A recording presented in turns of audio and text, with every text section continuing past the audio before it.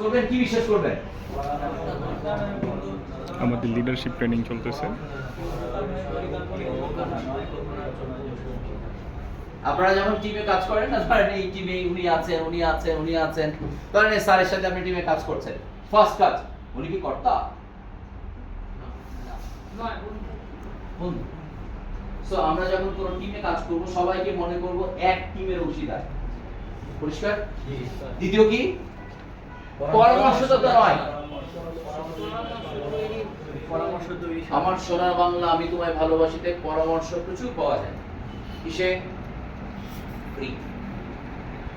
দেখা হলে পরামর্শ দিয়ে দেয়, এই সুস্থভাবে থাকবেন, ভালো মতো খাওয়া দাওয়া করবেন।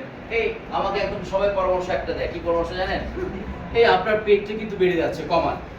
সেদিকে আমার হাতে কোন মানুষ পেট নিয়ে ঘুরতে চায়, তাহলে তার বোঝা উচিত যে আমি নিশ্চয়ই চেষ্টা করছি প্রতিদিন নিয়ম করে হাঁটবেন, হাঁটতে হবে, এক্সারসাইজ করতে হবে, জিমে যান। ফ্রি। ওকে যদি বলতাম যে ভাই আমাকে টাকা দিতে হবে 500 পরামর্শ দেন, না লাগবে না, তাহলে করে ফ্রি পরামর্শতে যাবেন না। আপনি সবচেয়ে ভালো জানেন আপনার পরামর্শটা কি, আর সব শেষটা কি দেখেন তো। আপনি যার উপকার করছেন, দয়া করে এরকম বোকা বোকা মনে করবেন না। আবার এরকম অনেক সময় হয়, আপনি উপকার করতে গিয়েছেন, সে ভাবছে কি ব্যাপার, আমাকে এতবার স্যার ডাকছে কেন, চাচ্ছে নাকি কিছু। আপনি রেস্টুরেন্ট থেকে বেরোচ্ছেন, সে আপনাকে টিস্যু দিচ্ছে। আমি এবারে এই পরশুদিন এয়ারপোর্ট থেকে বেরোচ্ছি, তো এয়ারপোর্ট থেকে বেরোনোর সময় ওয়াশরুমে গিয়েছি, ওয়াশরুম থেকে বেরোচ্ছি, দেখছি বেরোনোর সাথে সাথেই কল ছেড়ে দিয়েছে। হাত ধুলাম, পরে দেখছি ইয়া দিচ্ছে, টিস্যু দিচ্ছে।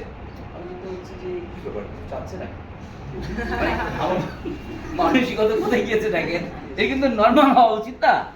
তার মানে আমাদের এই বিশ্বাসটা করতে হবে যে সে সুযোগ নিচ্ছে না। পরিষ্কার? ডান? ওকে, আমরা আরেকটা এক্সারসাইজ করব। আচ্ছা, এক্সারসাইজ করতে খারাপ লাগছে আপনাদের? না। নাকি বন্ধ করে দেব এক্সারসাইজ, শুধু লেকচার? না।